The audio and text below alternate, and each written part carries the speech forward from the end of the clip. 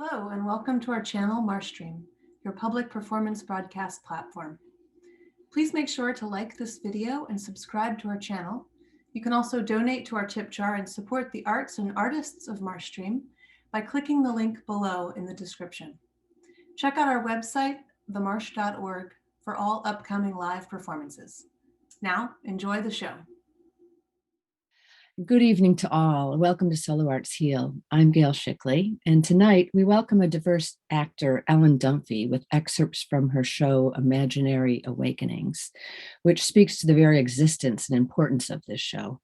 Solo Arts Heal began as a collective of solo artists whose shows embody the healing power of the arts through terrific storytelling across a variety of physical, mental, and emotional challenges, performance and informance on health and wellness related issues. And for us, that includes environmental and social justice challenges and the recognition of the power of community as we embrace together to create a world that honors us all. Solo Arts Heal embraces the healing power of the arts. And tonight, Ellen Dunphy is the embodiment of such healing and challenges. The Bay Area-based actor will showcase in a 20-minute segment from her play, Imaginary Endings, followed by our conversation and audience talkback. Your comments and questions are welcome in the chat on both our Zoom and YouTube platforms. We'll have much to talk about, but for now, in introduction, I'll simply say that in Imaginary Endings, Ellen is an actor portraying dying characters. Then she receives her own terminal diagnosis. Illness makes her grapple with her mortality, her art, and her relationship with her oncologist. Please join me in welcoming Ellen Dunphy in her performance excerpt from her play, Imaginary Endings.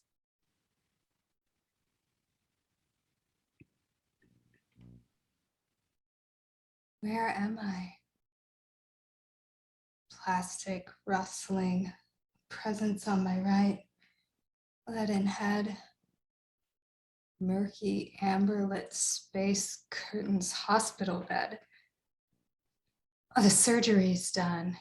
Easy, like getting my wisdom teeth out, going, gone, and done. Time for ice cream. But oh, okay, this is a little more than that. They've opened up my abdomen. In the consult, the surgeon said, "We make 2 incisions and blow up your belly like a big top circus tent." Very colorful language for him to use. When he said it, sorry, I'm an actor. I'm very sensitive to imagery. Looking inside this way is how we determine whether you have cancer. So, okay, the surgery's done. He'll come back soon. Let me know I'm all clear. That's something else, not cancer. Way at the end of my hospital bed. Why am I so long? The surgeon appears. And he's with my husband. Both are masked.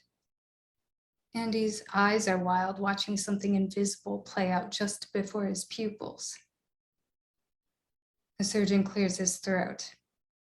It's as we feared. Stomach cancer?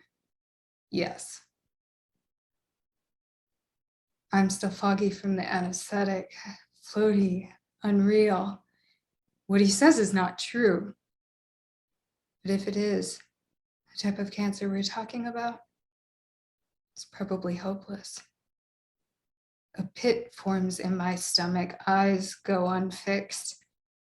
In my mind, I see a taut, glistening power line arcing through a dazzling blue sky. A memory from 6 months prior. Andy and I are finishing up an epic RV trip through the Southwest. We've made it to the Salton Sea, Bombay Beach. Tooling around the deserted sun-baked town has given us a severe case of the willies, but we pull off the road for one last photo before we leave. You're gonna have so many pictures to go through. Pulling away from the stop, a shudder goes through me. "Stop," I yell, grabbing Andy by the arm to keep him from driving. A power line is biting into the rental RV's overhang. We are well and truly hooked. Everything vivid, grotesque, lurching out, singing with danger. If we'd kept going, we almost certainly would have pulled down the power lines, been electrocuted. And I don't know what made me notice the snag. Feeling deeply foolish, laughs shaking out uncontrolled, we extract ourselves from the RV, stand far from it in the Salton Sea muck. Dial 911. Wait for someone to come rescue us in this wasteland. It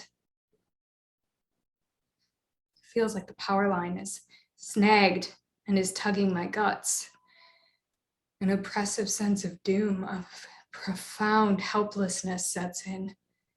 When will help come? Will they be able to free us? Back in the hospital, I stare at my surgeon. So that's it. That's what this hot, scraping stomach pain has been this whole time during that RV trip. Not an ulcer, not an infection. Cancer. An immense black funnel opens up inside my skull and every thought escapes down it. Through the hole in the bottom of the funnel, far, far away, I see only my surgeon's masked face. Hear only his voice as he tells me how my new life will start. Now, you have options for how to proceed, but I'd suggest this. I admit you to the hospital tonight. That way insurance can't delay us and we get you your first round of chemo as soon as possible. That sounds very urgent. If you'd rather wait. No, let's do it. I want to fight. I'll start working on orders so we can get you a bed. So how much time do I have? It is very serious. I'm a surgeon. I want you to have this conversation with your oncologist. I'll have him come visit you. Dr. Trevor Thompson. I know that name.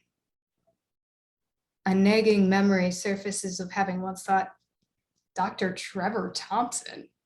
I went to elementary school with the Trevor. How is there a doctor named Trevor? I think I know him. Okay, is that all right? It's just, we did this thing, this doctor training video together where he plays, himself, and I play someone who's dying and he has to tell me that I'm dying. So, do you want a different oncologist then? No, I think it's all right. I think it might be good, actually, that I already know him. Okay, why did I do that? Because I don't want to be a pest, be the person who requested a different oncologist. I want to be a good patient. I don't want to hurt Trevor's feelings, but I mean, what the hell? Am I cursed? Is this my karmic reward for playing the terminally ill? To get cancer and then have my oncologist be the same doctor I pretended to have terminal cancer with? And it's not like he was particularly comforting the first time we played this scenario. Shooting the video, we're practically sitting on top of each other. Our knees keep bumping together. My whole field of vision is his face, his torso. It's weirding me out being this close to a stranger, a doctor. And because they're sitting this close, I can feel how nervous he is, and that's making me nervous.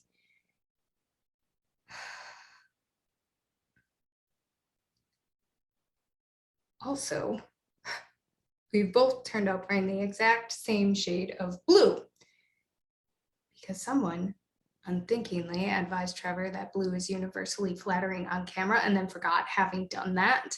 So we're twinsies. But what I'm really worried about is my performance. There's a camera over there, so now I'm worried I won't be able to cry. And this conversation we're role-playing demands that I cry. a few times at specific places in the conversation. As an actor, nothing stresses me out more than the stage direction she weeps. It's right there. I must, so I cannot, not truthfully. Everything in me is generating sadness, creating tears, forcing, closing off possibilities. The pressure can be so intense, I turn into a big knot inside. Nothing makes me feel like a bigger phony than having to make water come out of my eyes. It is so stressful. I'm relieved there's no actual script for this film, just an outline for the conversation. For me, really playing the character comes down to how much I'm able to think as her. How little I'm worried about getting the words exactly right. There's no script. Trevor and I will be improvising our lines, so I hope, the tears will take care of themselves. All I'd have to do is listen and think. And sure, push the emotion a little bit if I have to. I really want this to feel real. This could affect real people's lives. I feel a responsibility to get this right as I can, knowing nothing about having cancer or about being terminally ill or even being a parent. I take a few breaths and look up at Trevor. His forehead is lightly perspiring under dark, shiny curls. He gives me a tight-lipped smile.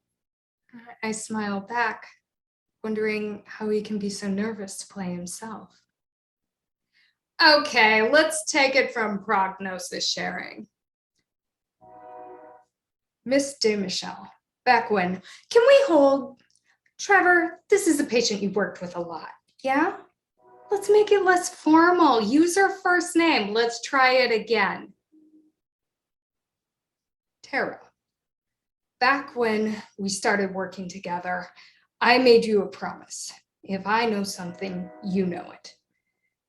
Sorry to have to tell you this, but I'm afraid the time you have left is likely quite limited. I'm concerned you may have as little as months or even weeks. Weeks? We went through all of that and I only have weeks? I have to be here for my children. Did you buy that? Is that how somebody reacts to that news? I don't know what the hell I'm doing. I know my job here is to be emotional. The director made that clear. So what are we doing here?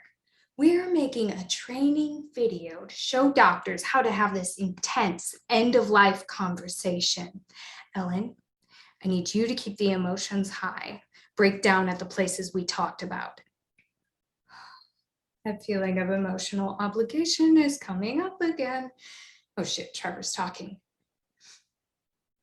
I can't imagine how hard this must be for you, but I think it's important we have this conversation.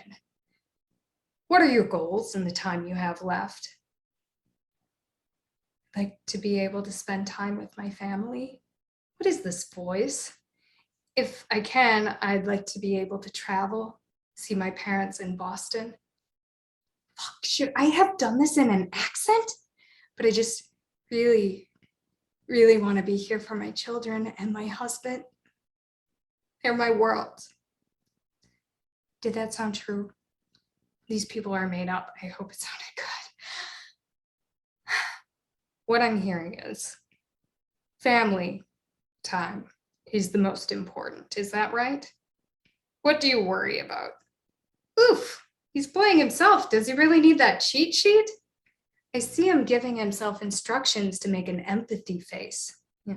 Pull the eyebrows together, make eye contact.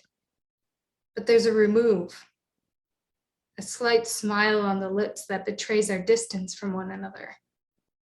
The director had notes for Trevor too. Trevor, our professional, you model for us the ideal version of this conversation. You're comforting. You give her the space to express everything she needs to express, but you keep the conversation moving forward gently. They're going to want to take that again, right?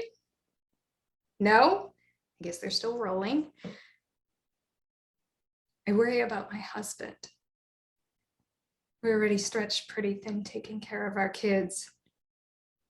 I worry about what's going to happen to him after I'm gone.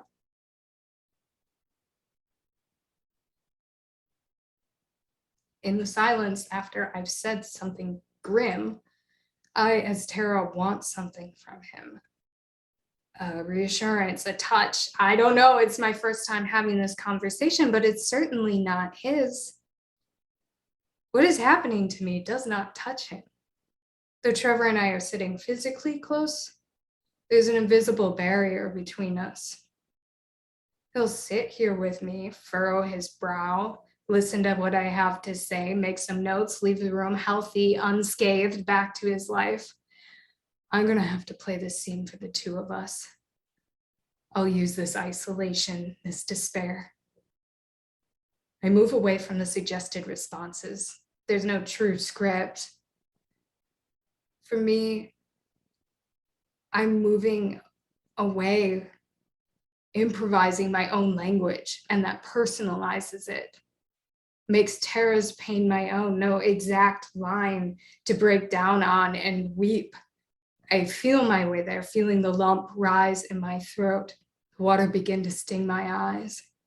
I go further down this road, thinking actual thoughts as Tara because I am searching for my own words, not remembering and unthinkingly spitting out some writers.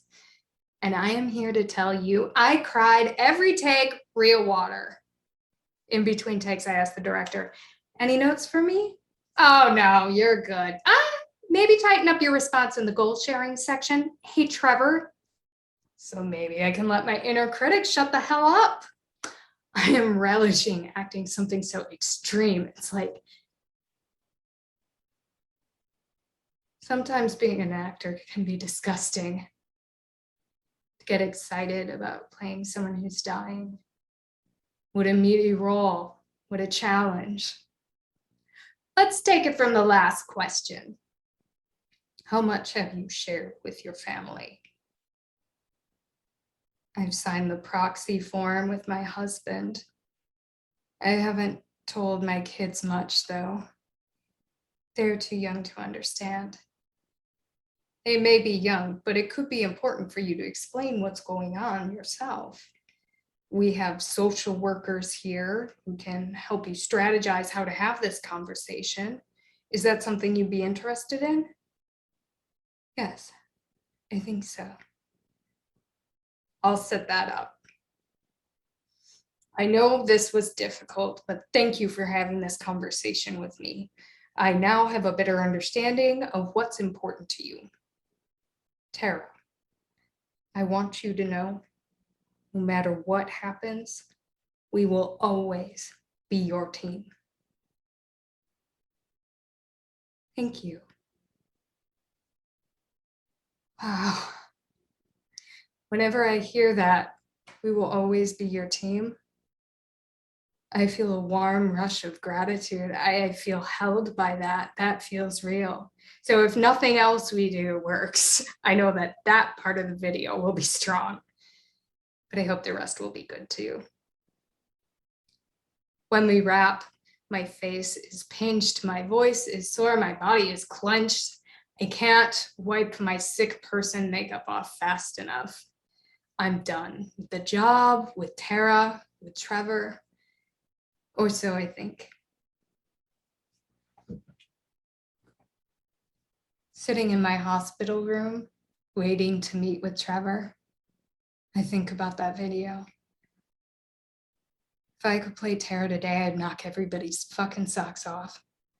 Back then, I didn't get it. Couldn't imagine. But I'd have no problem now.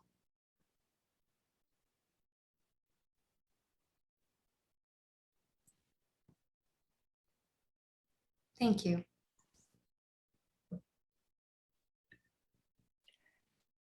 Thank you, Ellen. Thank you. That was a beautiful performance. You talk about facing your fears and rising above them. Your humanity and humor in the face of such a challenge is really inspiring. Thank you. I mean, it's kind of the drive to create, honestly, for me. Like, I still very much want to act. And so that's partly where this piece comes from, writing something for myself to do that speaks to my current experience. That's important. That's very healing in itself. And it's wonderful that you're sharing this with us, because I'm sure there's other people in similar situations, and it's good to know we're not alone out there, and there's ways to cope, and there's things, imaginary endings. We don't really know what could happen. We have a lot to talk about, but I want to take just this moment to remind our audience about the tip jar. The tip jar link is posted in the chat, and the funds are still greatly needed to support the Marsh. No donation is too small or too great. We're very grateful to have your support.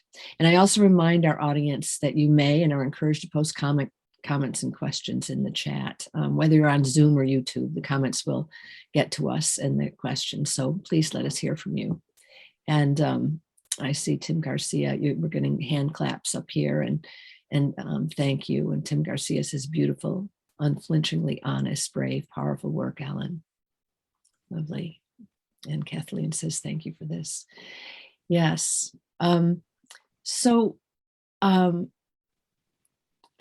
a cliffhanger because we haven't met Trevor yet. And I do want to announce that this show, and you've been developing the show with David Ford. Indeed, indeed. Feel very lucky. Wonderful, wonderful. And it's going to premiere on November 28th. So we have, I think the producers will post the link once or twice in the chat, but you can also find it on, along with your website, because we can find that, there it is. It's a Facebook event link that you can sign up for and see it on the 28th, and it will be streamed, and you can get tickets through that link. So, and sign up. We're really looking forward to that. Now, and I want to also just make a point about the humor. You have such lovely humor that really is so seamless in between, the trauma that you're going through. And that's a beautiful thing. I guess it's the best medicine. Yeah, I have noticed that it is one of the ways that I really cope. It's strange to listen to yourself on the phone with like various medical providers or in these appointments, and I make jokes all the time. So I think, if anything, there could be more humor in this piece. If I was going to give myself a critique. Well, good. Your piece overall examines dying, acting, imagination, connection, authenticity, as you've written. After having received this terminal cancer diagnosis. And we also have a piece we're going to see in a little bit, because when you first started writing right away about this, and we do have a clip of your performance. What was that called there? Your gnawing thoughts. Thoughts. Yeah. That was my first, just dipping my toe into trying to express some of what I have been experiencing in just a really short form way. It's a monologue. And I just honestly, I just wanted to get some things off of my chest, and I initially wasn't going to perform it. I was just going to write it. And then I felt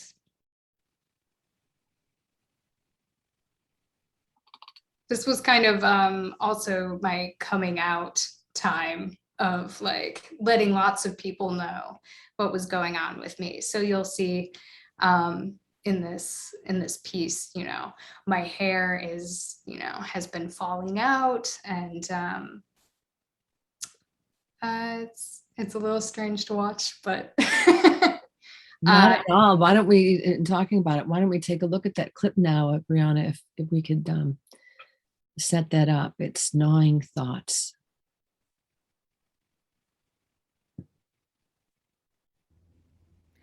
Well, I talked to my nutritionist.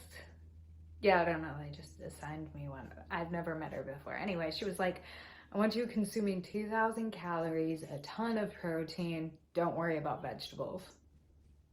Yeah, I couldn't believe it either. It's so much. I don't even know if I can.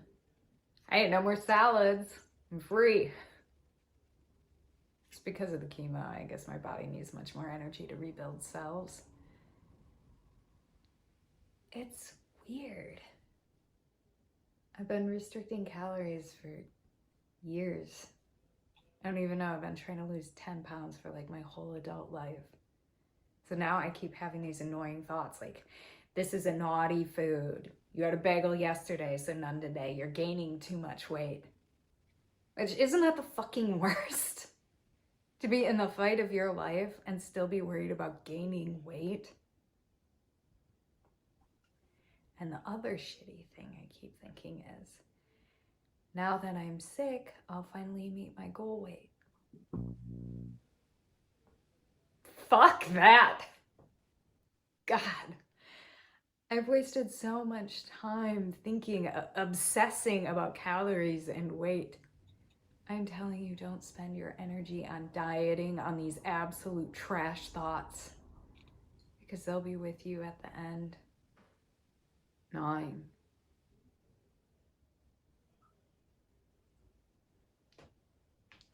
So I'm gonna go get us some cake, and we're gonna treat it like what it is.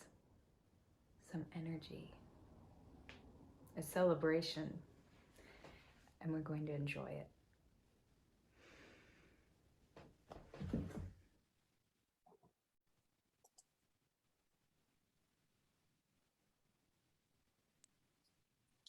I love that. Let's get you back up here with me. That's beautiful. I love that. Thank you. It was something that I wanted to express because I feel like a lot of people, not just women, you know, walk around counting calories, and it's like, how much brain space would we have if if we didn't have that? Right, right. Suddenly things become more clear in terms of your priorities. Have you feel that way? Absolutely. Cake is my priority. Priority. Absolutely. No, it's true. A lot of the things that you fret about drop away, and what's important to you comes to the fore. Yeah, illness really has a tendency to free us from those other things and focus on what's really important. We have all kinds of comments here. Let me read a couple. Daniel Zephyr Joyce says, this was an excerpt. What does a full production of this play look like to you? A full production or the full performance will be staged similarly to this. I wish I could say I knew I could stand for a whole performance, but it will be me sliding back and forth between chairs, just because I just don't have that stamina right now. And there is an arc of the piece that's kind of structured around my relationship with Trevor.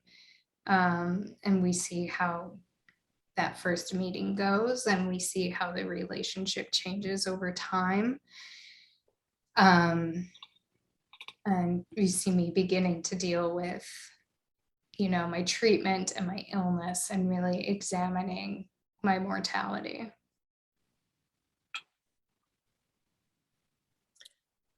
Vera von Volten, I'm not sure how to pronounce that name, says, "You inspire me, Ellen, so incredibly moving and strong and brave and vulnerable. Thank you for sharing a bit of your magic and talent with us tonight." Hey, Vera. And Daniel asked, what is the primary thing you'd like your audience to take away from this piece?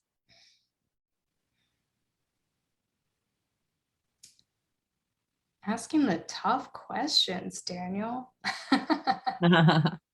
I mean, right now, you take away whatever you take away.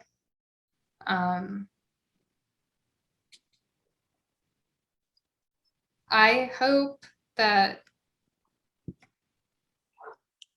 it shows people something about how to be with the dying.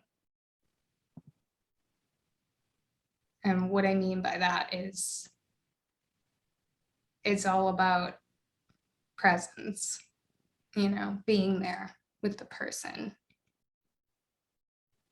I think that's a good answer. It's important. People sometimes are afraid. And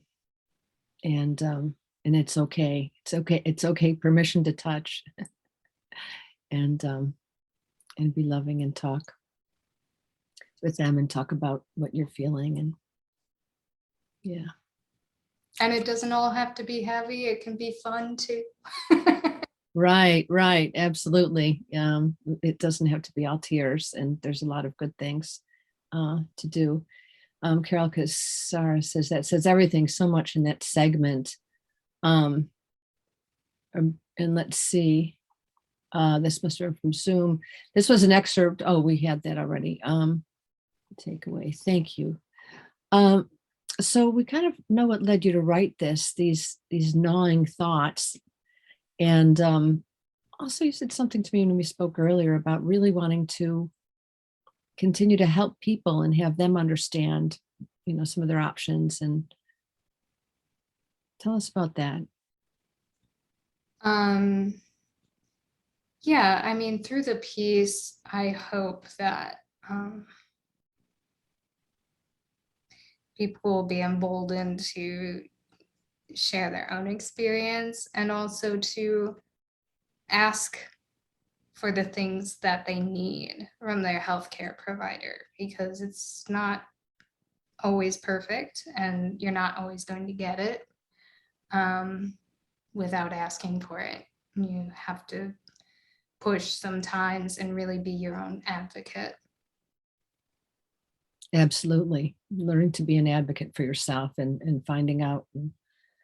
And sometimes it's overwhelming. People start handing you books and tapes and videos, right? And all these different things. And which I even did when we first spoke, I think, with you, even knowing with all the different people I've worked with. But everyone wants to help, but it can be overwhelming. So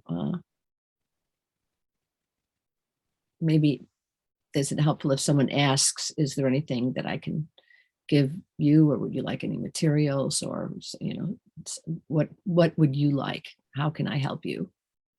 Yeah, I think that might be a caring, respectful way to go about that. And then, I don't know, for me, I set a lot of boundaries and I find that very useful. So I would suggest that for people. Oh, good. One must. So you did this video and you're processing, expressing your experience, and it becomes a legacy also. Yeah, I mean, when you're confronted with your own demise, at least in my experience, and I don't think it's unique, you want to find some way to go on in the world, to have there be a register of your time on earth. And so for me, I think that this is that. It's also, a way for me to have some fun while I'm here, oddly, in the way of performing. And it's also been incredibly healing for me writing the piece. Mm-hmm. Yes, we had talked about what is it like experiencing illness as an actor?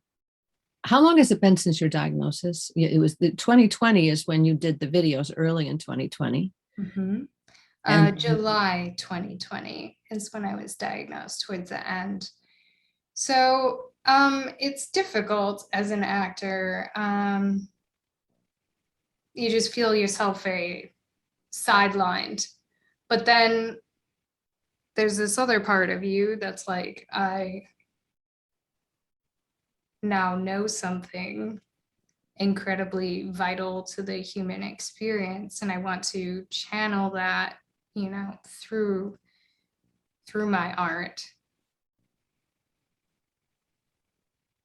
Yeah. this is related to Kristen. One of our producers asked, when did you start to imagine this as a performance? How did you shape the writing? How do you move between the roles of patient, writer, and performer, which I think you did really beautifully and very simply in the piece that you did for us. How does that feel? How does it feel to Yeah, perform and it? how do you move between the roles of patient, writer, and performer? And how do you shape the writing as you're going? Well, patient, I just try to put that aside when I'm doing my acting work. Sometimes there are intrusions like phone calls, and you can just put those on do not disturb. And then my writer hat was pretty intense for about 3 months, and I had a reading with some friends of the material that I had, and I was not sure. I was very prepared for a lot of cuts, and it was overwhelmingly positive. And so then I moved to the performer side. Now I'm still like making little revisions as I tackle it as the performer. It's, a different beast. I want different things from the material than I did as a writer. And I give myself permission to make those edits. And then I will say, I had a tremendous amount of help shaping this from David Ford and his incredible instincts and years of experience. And I can't say enough about how much he helped with this piece. Absolutely, he's wonderful, and I really much look forward to the full production. Tell us about standardized patient work. Yeah, in that training video that you see me doing in this excerpt, that was part of my standardized patient work. And a standardized patient is usually an actor, but sometimes not, who works with some sort of like a medical school or a hospital, and they help train doctors or student doctors how to be with a patient. So I'm very attuned to how a medical provider is treating me. I think probably everyone is, but I also have a lot of vocabulary around it, and I will, let them know when I think that they are letting me down. And I hope everybody feels empowered to do that in a kind way. Now, all hospitals must do this. Your work was at Stanford? Yes, I worked with Stanford and in a number of they have different programs throughout the university. And there was another place where I did it, but I can't remember what it was called. But it was more for nurses, and they would do scenarios. Mm. That was a little more physical than the like soft people skills stuff that Stanford tends to focus on. We need those nurses. I think standardized patient work is like some of the most important work that I have done as an actor, because it's helping to train doctors, helping them to be more empathetic and like consider the patient more as you're working with them. So it's not, this person is a medical puzzle that I need to figure out. It's more, this person is a human being, and let's figure this out together. Absolutely. Yeah. And it came out in the excerpt, and I'm sure with having trained doing this, are you able to give input for some of the scripts? Because you said it was kind of loose. It wasn't always a hard script, and you kind of went off script, to kind of do that. And was that fine with them? Oh yeah. Yeah. They were like, there was always a lot of text in those ones for that specific program. And they were like, oh, those are just suggested responses. And I'm like, this looks very scripted. That's a lot of text. But they were like, yes, find your own language, find your own way to get to those answers. Yeah. I want to talk about gastric cancer too. We wanted to talk about that, but there's a couple more comments and questions here.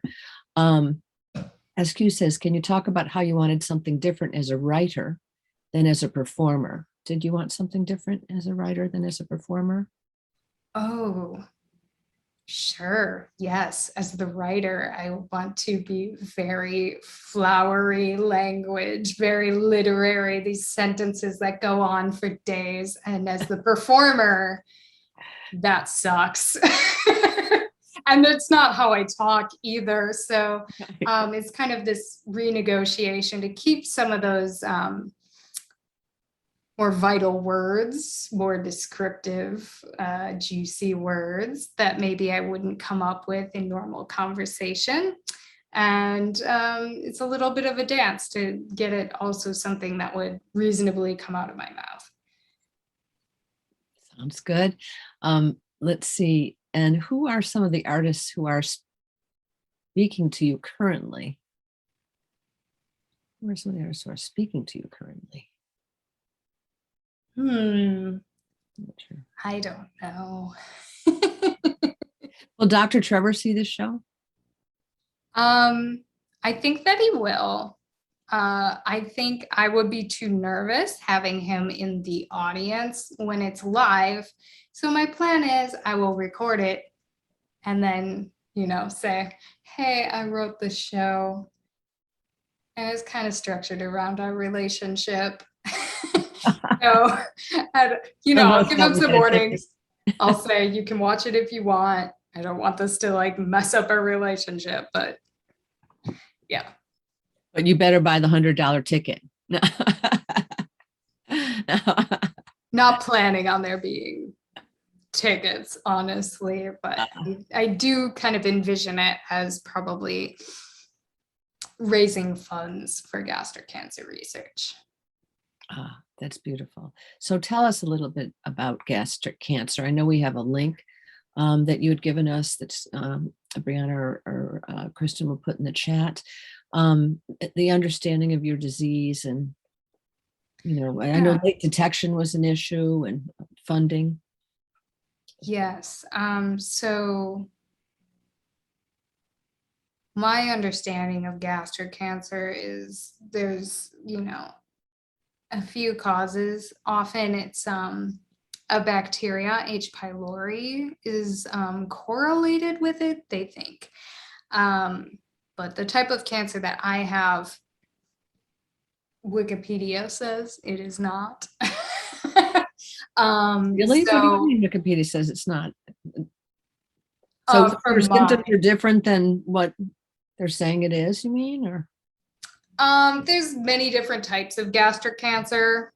For a lot of them, the bacteria can cause a cancer if it's left in the stomach for a long time. But lots of people have this bacteria in their stomach and don't develop gastric cancer. So it's kind of mysterious. Genetic, perhaps? Yes, there are genetic links as well. Again, for certain kinds. But for mine, it's kind of a mystery. It is called Linitis plastica, and it infects the lining of the stomach and makes it really rigid. So you can't really eat a lot at any given time, and it makes digestion more difficult. And for me, when they found it, often many gastric cancer patients, their cancer is detected late, because by the time you have symptoms, it's often spread to somewhere. And symptoms can be vomiting, stomach pain, obviously, feelings of fullness early, feels like you have an ulcer, could be blood in the vomit or in your stool. And it's also, from my understanding, like many, many cancers, very underfunded. So I participated in a wonderful reading of a Shakespeare play put on by Silicon Valley Shakes that was a benefit performance for Gastric Cancer Foundation. And that's how I found out about them, because I was like, I need to find, an organization that the proceeds can go to. And they're a fabulous organization. A lot of their funding goes towards early research, which means like even before it gets into like clinical trials, before research can apply for like the larger grants. They supply smaller grants to get this very early research off the ground, and so they can become eligible for those larger grants. They also get the word out about the gastric cancer registry, and it's a repository where they are collecting and sequencing the DNA, the genetics of people's tumors to like find out new answers about gastric cancer. And all the data is not proprietary. They make it open to everyone globally to use that data that they analyze. So I think that's really exciting. So Absolutely. Great organization. Well, thank you for that. Yeah, it's posted there. And I also want to see we're going to post your website, which is just ellendunphy.com, is it? Yeah. And also we'll post the Facebook event again.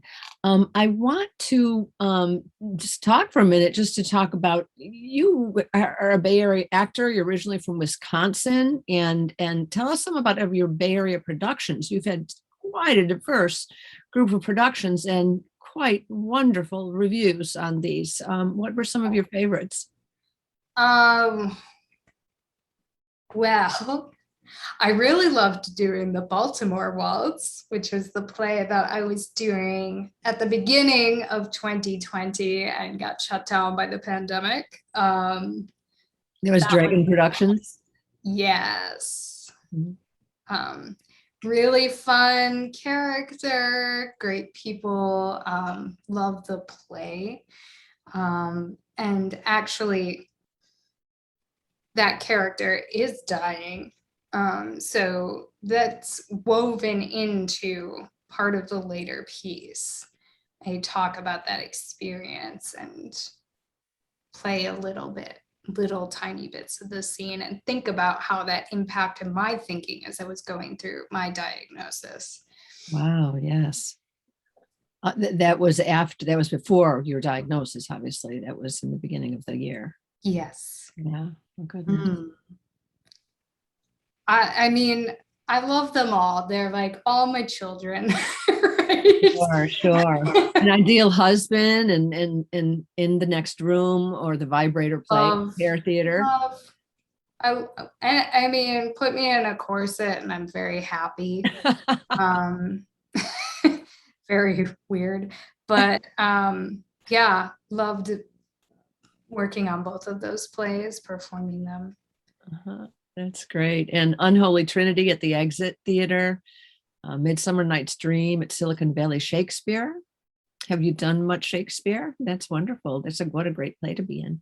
That was my first verse Shakespeare role. I had done a few prose characters in the past. I mean, actually, they were both in Taming of the Shrew. Been in 2 productions of Taming of the Shrew, which is very weird, not a great play. But yeah, loved performing in Midsummer Night's Dream. It was an all-female cast, so we got to play a male character, which was very fun and freeing. Just strutting all over the place and man-spreading and going after what I want. Not always the case in Shakespeare for women. Yes, indeed. What was the character you played? Lysander, one of the young lovers. Wonderful. The Laramie Project, that's a very difficult subject again, about Matthew Shepard.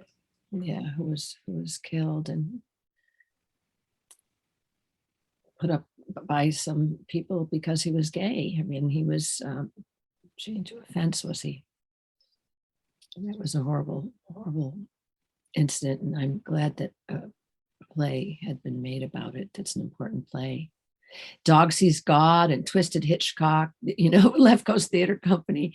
You've really been around and have some wonderful plays. And I must say, just wonderful reviews as well. So it's Imaginary Endings. This is your first authored play, is it? Yes. That's great. So, excuse me. You had your acting debut at age 5 as a dancing cat. Oh no! You were hooked on performing since then. It was something that I saw there that's really sweet. But you do delve deep in the character and strive for authenticity. This piece really examines dying, acting, imagination, connection, and authenticity. And it's funny in parts. So I think it's just tremendous. Let me see if I have any other. Carol Casara says, wondering where this particular excerpt falls in the larger piece. Is it the opening segment or later on? This is the very beginning of the piece. I think of it as the first 2 scenes. Great. Is there, let's see, we got a lot of the things we wanted to talk about. Are there any other things that you'd like to say in regard to your show or your situation for you or for others? I guess I would say the process of writing this always felt very selfish to me while I was doing it. And the David and other people I've shared it with previously have helped me to see that I can help people in a way by giving a safe space to explore your own thoughts about your mortality. And also hopefully giving respectful voice to other people who are experiencing, a terminal illness. Mm-hmm. Well, you do it with grace and a lot of power. I really thank you for sharing with us today. And I want to remind our audience that Imaginary Endings is open to the public, going to be hosted by Ellen Dunphy on Sunday, November 28th, later this month at 3 p.m. Pacific. It's an online event. And as we said, developed with David Ford. And so please take a look at that link and look up Ellen Dunphy. And let me see, I have another message here. People are saying, thank you, Ellen. Looking forward to seeing it on the 28th. So we have people both here on the Zoom channel and on YouTube. And this show will be cached on the Marsh YouTube channel. So people will be able to see it and receive the links and learn more about you and, gastric cancer, but also the healing power of the arts, because you are living it. And I'm so grateful for you, Ellen. I wish you all the best. So a very special thank you to Ellen Dunphy for your inspiring artistic work. It really inspiring action to help others dealing with these issues. Look for more at her website, ellendunphy.com, and on the Marsh Stream YouTube platform at themarsh.org. Later this month, I'll be back with Native American Leland Faulkner, a master storyteller, as we honor Native American heritage over Thanksgiving and beyond. And ANCAN founder Rick Davis will feature singer-songwriter, visual artist, and mental health advocate Nair Na, who will share songs and an animated video from her latest album. These are all compelling stories from amazing people. Join us. So I want to thank our Marsh Stream producers, Brianna Caver and Kristen Scheel, General Manager Brian Williamson, and always Artistic Director Stephanie Weisman, and our Zoom and YouTube audiences. Thank you. With that, again, Ellen, thank you. I'm going to turn this back over to Brianna and say goodnight. Thank you. Thank you, Gail. Thank you, Ellen, for that powerful performance. And thank you, everyone, for joining us tonight. Please check out our website for more information on our upcoming shows for the rest of this week. Don't forget to donate to the tip jar, and we hope to see you next time. Have a good evening.